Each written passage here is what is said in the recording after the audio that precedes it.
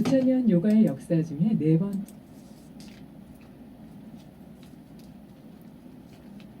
번째요. 그 내용을 한국의 히말라야 요가 선생님들께서 번역해 주신 내용으로 전해드립니다.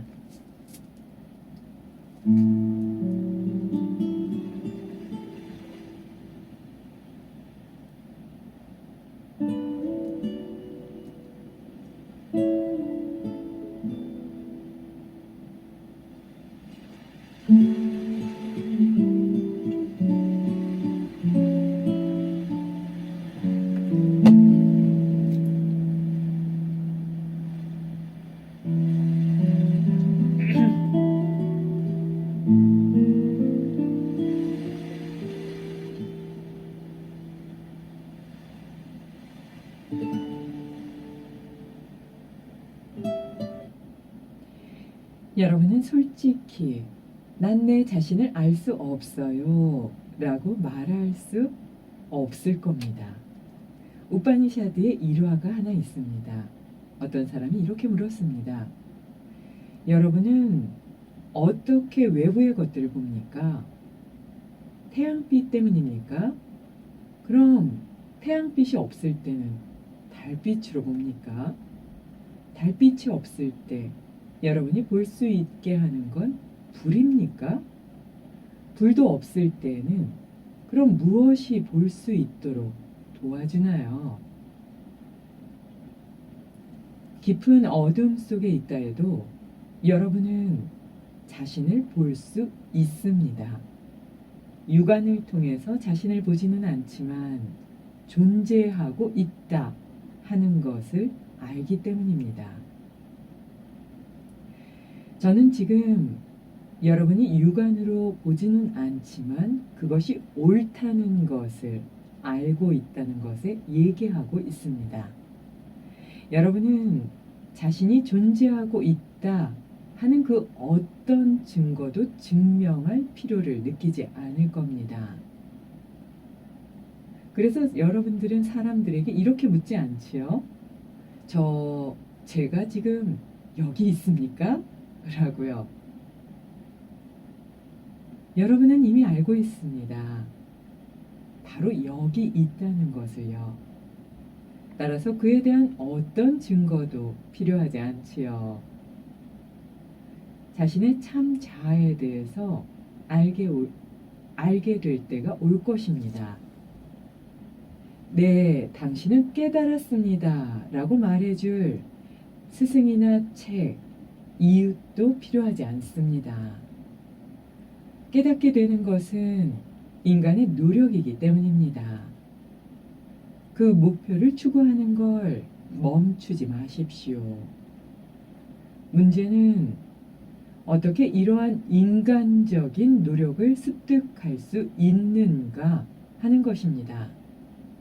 먼저 여러분은 우둔한 생각을 버려야 합니다. 그렇지 않으면 그것이 여러분 마음에 장애를 일으킬 것이기 때문입니다. 사람들은 자신에 대해서는 알지 못한 상태에서 신에 대해서는 알고 싶어 합니다. 마치 저처럼요. 신을 알고자 하는 대신 먼저 자기 자신 스스로에 대해서 알아야만 합니다. 그럼 여러분은 자연스럽게 신성함이라는 의미를 알게 될 겁니다. 자, 그러니까 여러분의 기본적인 의무는 자기 자신에 대해서 명확하게 알고 이해하는 것입니다. 여러분은 어떤 사람입니까? 여러분이 참 자아에 대해서 모두 알게 되면 그것이 바로 신입니다. 그럼 어떻게 참 자아를 알 수 있을까요?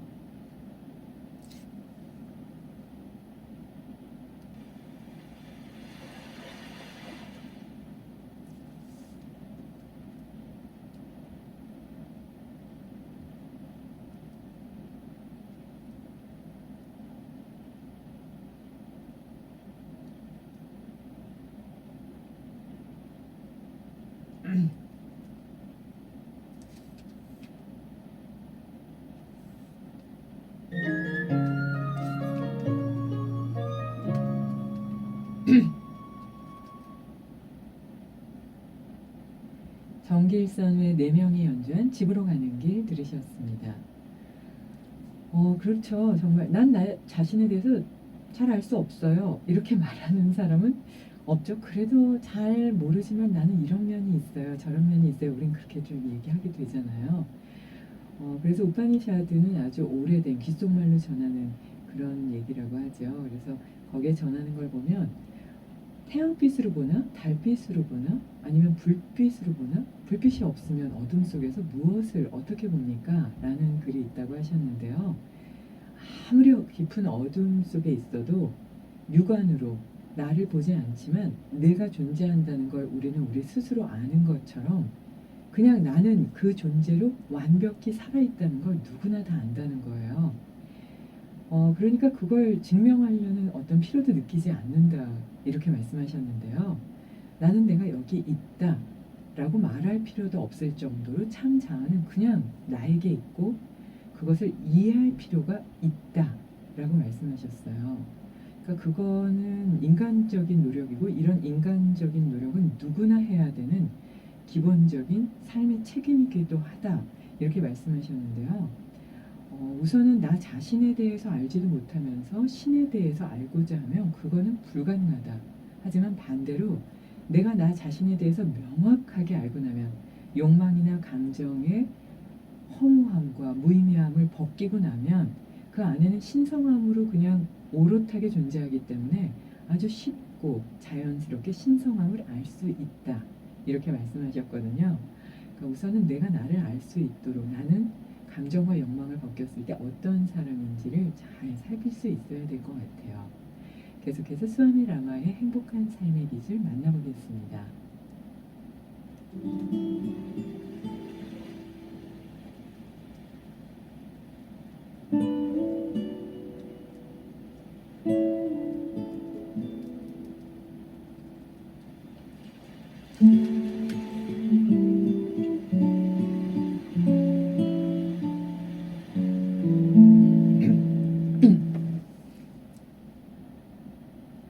침묵을 하게 되면 여러분은 여러분의 몸이 진정한 참 자아가 아니다 하는 걸 인식할 수 있습니다. 그런 의식 상태를 저기 먼 곳 한쪽에 밀어놓을 수 있는 것입니다. 그렇게 몸이 곧 나다 라고 생각하는 어리석은 마음을 한켠으로 밀어내고 나면 자연스럽게 감각을 제거할 수 있게 됩니다. 스스로 잘 조절하고 제어할 수 있게 되는 것입니다. 그럼 그 순간 스스로의 마음까지 잘 조절하고 제거할 수 있게 됩니다. 그리고 남은 것이 참 자아입니다. 참 자아는 바로 이런 표면적 차원들의 관계를 이해하기 위해 여러 가지 다양한 가리개로 걸러진 빛을 상상해 볼 수 있도록 상황을 만듭니다. 여러분이 여러 가지 가리개나 거름망을 하나하나 벗어 던져버린다면 안쪽에 있는 빛을 발견하게 될 겁니다. 실질적으로 진정한 빛이 여러분 내면에 존재하고 있기 때문에 여러분은 언제나 그 빛을 볼 수 있습니다. 누구나 다 내면에 빛을 가지고 있기 때문에 사람들은 자연스럽게 백열전구의 빛, 태양의 빛, 달빛, 그리고 불빛 이렇게 구분하면서 그 빛을 알아보지요. 그렇게 알아볼 수 있다는 건 이미 자신의 내면에 충분한 빛을 지니고 있기 때문입니다. 그 내면의 빛의 도움으로 다른 모든 빛을 이해할 수 있게 됩니다. 하지만 사람들은 자기 자신의 내면의 거대한 빛을 무시합니다. 그리고 밖에 있는 햇볕만 찾지요. 여러분 자신의 빛을 찾아야만 합니다. 그 내면의 빛이 다른 모든 빛을 알고 또 볼 수 있도록 도와줄 것이기 때문입니다. 한 과정은 외적인 과정이고 또 다른 과정은 내면적인 과정입니다. 여러분이 어른이 되었다면 어른이 되는 동안 아마도 외부 세계를 많이 봤을 겁니다. 자, 이제부터는 여러분의 내면적인 과정을 살펴보세요. 아, 그렇다고 제가 외부 세계는 무시되어야 해 라고 말하는 건 아닙니다.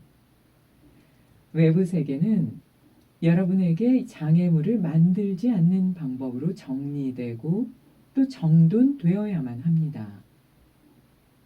하지만 외부 세계의 그 어떤 것도 내면의 참 자아를 아는데 도움을 줄 수는 없습니다. 비록 여러분이 태양과 달, 별, 그리고 전 은하계를 보는 커다란 만원경을 사용한다 해도, 그리고 그 만원경을 나 자신에게로 향하게 돌려놓는다 해도 아마 여러분은 아무것도 볼 수 없을 겁니다. 참 자아를 발견하기 위해서는 내면의 빛에 집중해야만 합니다.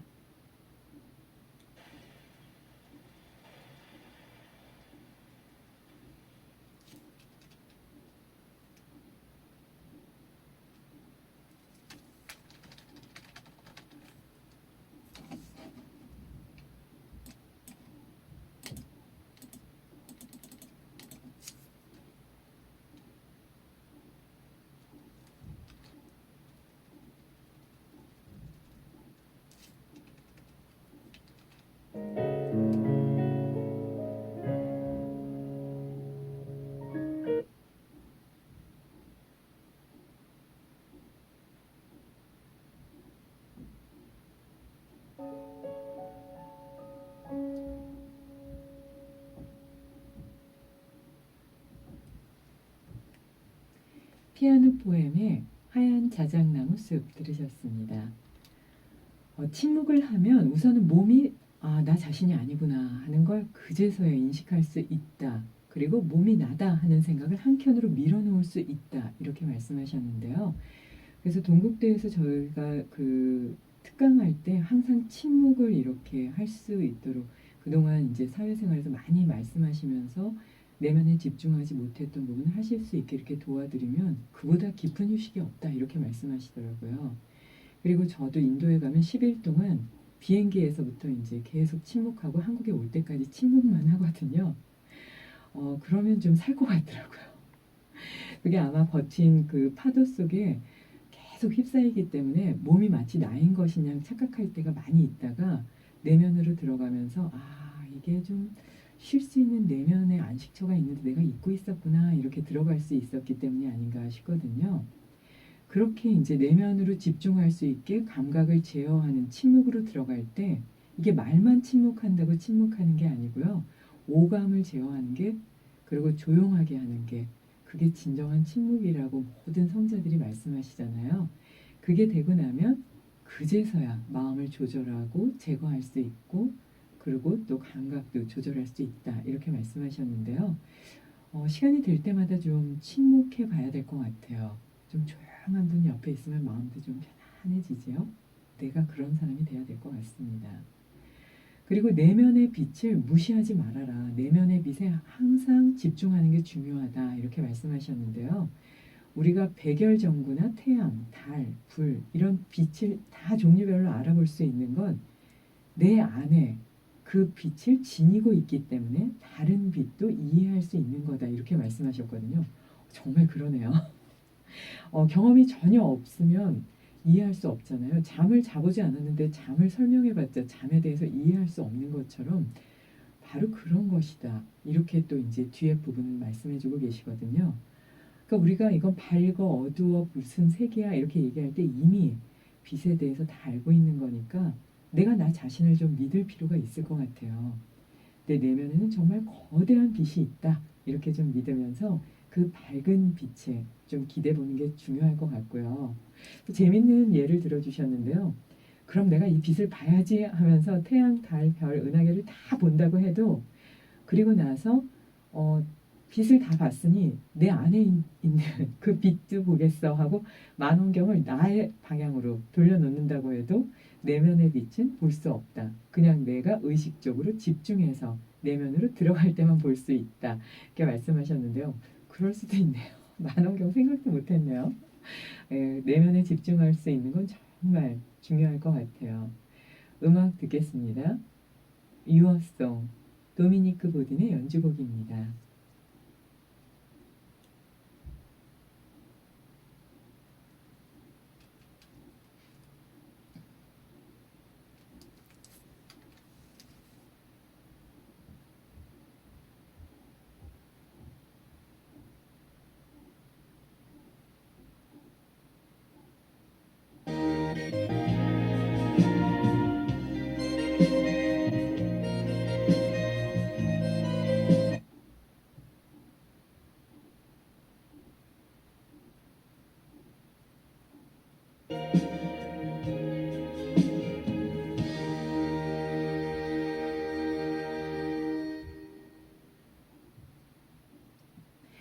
라디오 힐링 요가 시간입니다. 오늘은 자신의 견해만을 옳다고 주장하는 우매함에 대해서 정리해봤습니다. 이 주제를 잡은 건요, 부처님 시절에 있었던 빠수라라는 인도에서 논쟁의 1인자인 사람의 글을 좀 읽다가 정리하게 됐는데요. 이런 사람 옆에 있으면 정말 힘들죠. 내 견해가 옳아, 나만이 맞아, 막 이렇게 얘기하는 거 보면 참 우매하잖아요. 그리고 자기가 1인자인 양 막 이렇게 강압적으로 이렇게 얘기하면 주변에서 다 사람들이 떠나가게 되는데요. 이런 면이 누군가에게 그리고 나에게도 일면 있다는 거를 꼭 알아야 될 것 같아요. 난 그런 사람 싫어 이러면서도 싫다는 건 또 나도 그런 면이 있다는 거잖아요. 그래서 나만의 이론이 청정해 내 방법만이 맞아 라고 고집하는 건 이미 청정하지 않다.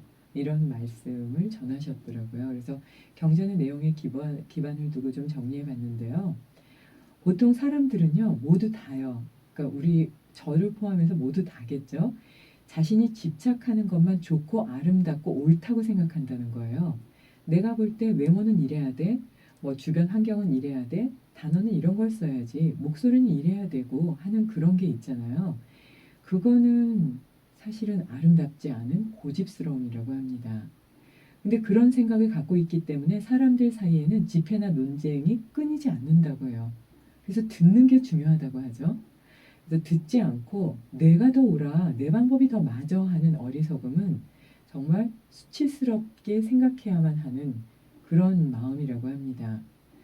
그래서 논쟁을 해서 만약에 이기더라도 그거는 오히려 비난받을 수 있고 화를 더 불러일으킬 수밖에 없는데 논쟁에서 졌다고 패배하면 수치스러워하고 조금 이겼다고 으쓱대면서 나는 정말 이쪽에선 좀 대단해라고 얘기할 때 우선은 산 전체를 한번 봐야 된다 이렇게 말씀하시면서 경전에선 이렇게 전했더라고요. 논쟁에 패배한 사람은 비탄하고 슬퍼하며 그가 나를 짓밟았어 라고 울부짖고요. 그리고 칭찬받은 사람은 그 칭찬 외에는 어떠한 이익도 없기 때문에 절대로 수행자는 논쟁을 해서는 안 된다 이렇게 말씀하셨어요. 그저 얻는 게 하나도 없죠. 건강을 얻는 것도 아니고 논쟁하면서 지치잖아요. 그렇다고 내가 지혜로워지는 것도 아니고 그냥 좀 요번에 잘했어 이 한마디 때문에 서로와 관계도 나빠지고 상대방을 비탄과 슬픔과 울부짖음으로 빠지게 하면 그 업이 나에게 돌아오잖아요. 그러니까 남는 게 하나도 없다 이렇게 말씀하셨는데요.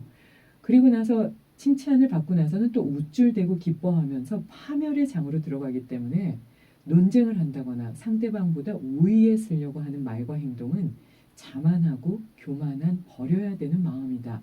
이렇게 말씀하셨어요. 그러니까 좀 잘 들어주는 사람이 옆에 있고 고요하게 집중해주는 사람이 있는 것만으로도 정말 큰 선물이라고 느끼게 되잖아요. 지금 이 얘기는 그 반대인데요. 그런 사람이 옆에 있으면 삶이 괴롭겠죠. 그래서 부처님께서는 빠수라한테 이렇게 말씀하셨더라고요. 빠수라요. 그대가 정신적인 견해들을 고집해서 논쟁하고 있지만 청정한 분들과 어깨를 겨누고 있지만 그대는 삶에서는 앞으로 나아갈 수가 없다. 이렇게 단정지셨더라고요. 짧지만 강한 말이네요. 그러니까 말로써 상대방을 이기고 무엇인가 고집스럽게 내 의견이 관철돼야 되고 이렇게 할 때 사실 내 삶은 뒤로 가고 있다는 거를 못 보는 어리석음으로 들어가는 거잖아요. 그래서 천수경의 정구업진원이 먼저 있나 봅니다. 그래서 구업을 짓지 않도록 좀 주의해야 될 것 같은데요. 그에 대한 내용을 명상음악과 함께 정리했습니다.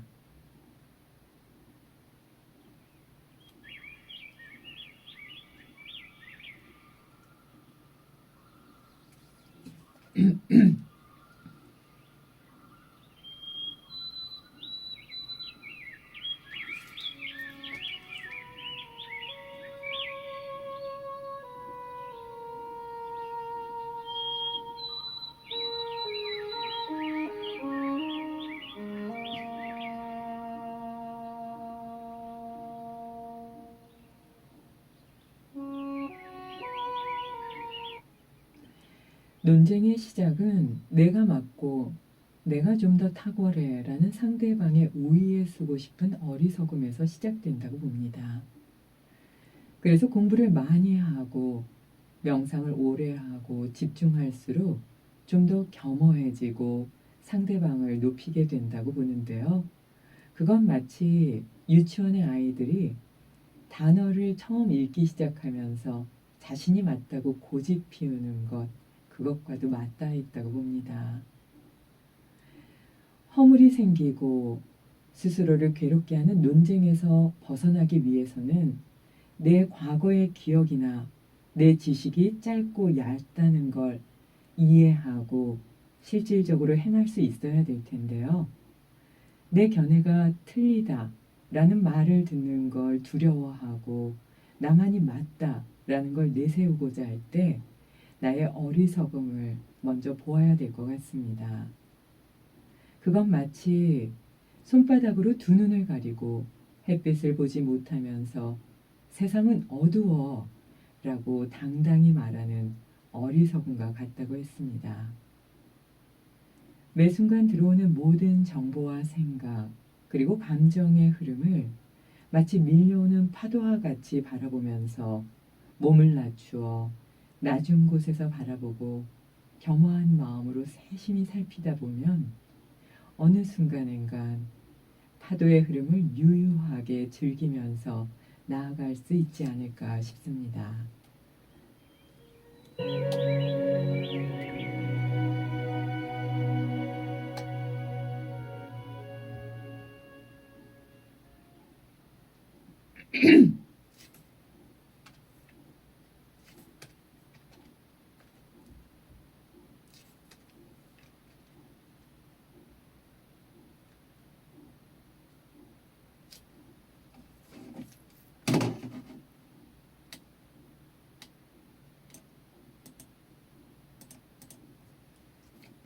참 부장님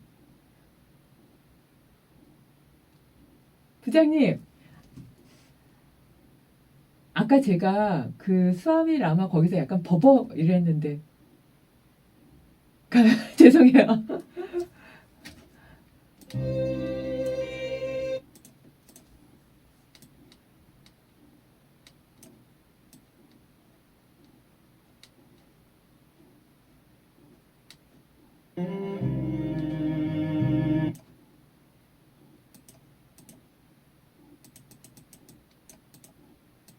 소개만 해주세요. 네.